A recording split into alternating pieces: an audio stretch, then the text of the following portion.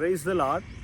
நீதிமொழிகள் 22ஆம் அதிகாரம் 6ஆம் வசனம், பிள்ளையானவன் நடத்த வேண்டிய வழியிலே அவனை நடத்து, அவன் அதை முதிர் வயதிலும் விடாதிருப்பான் என்று வேதம் சொல்லுகிறது. ஒரு சிறு பையனை கடந்த வாரத்தில் என்னிடத்தில் இப்படியாக அறிமுகம் செய்து வைத்தார்கள்.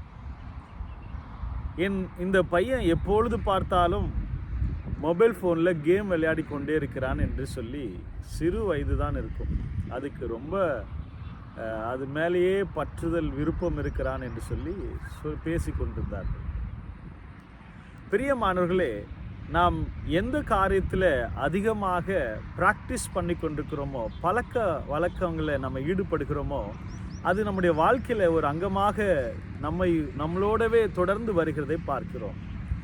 ஆம், என்னுடைய ஹாஸ்டலில் நான் படித்தபோது சிறு வயதில் காலையில் எழுந்தவுடன் என்னை கண் விழித்து பார்த்தவுடனே கண் இமைக்க வைத்த அந்த கர்த்தருடைய கண்களை நோக்கி பார்த்து ஜெபிக்க எனக்கு பயிற்றுவித்தார்கள். பாருங்க, அந்த சிறு வயதில் பயிற்றுவித்த அந்த காரியம் இப்பொழுது வரைக்கும் அந்த காரியத்தை தொடர்ந்து செய்து வர கர்த்தர் கிருபை செய்து வருகிறார்.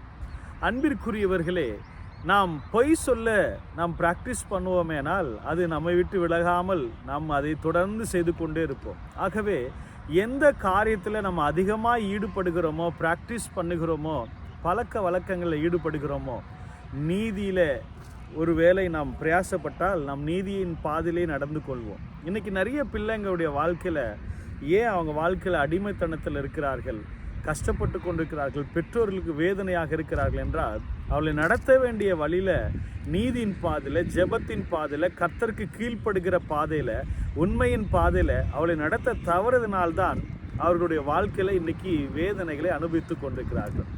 ஆகவே வேத வசனம் சொல்லுறது, சிறு வயதில் சொல்லி கொடுக்கிற பழக்க வழக்கம் முதிர் வயதானாலும் அவர்கள் அதை பற்றி கொண்டு அதன்படி இருப்பார்கள் என்று வேதம் சொல்லுது. ஆகவே அன்பிற்குரியவர்களே, நாம் ஜெபத்தில், வேத வசனத்தில், கர்த்தருக்கு பயப்படுறதில்ல, துதிக்கிறதுல, பாடுகிறதுல, உண்மையாக இருக்கிறதுல, மாதிரியாக இருக்கிறதுல நம்மை ப்ராக்டிஸ் பண்ணுவோம்.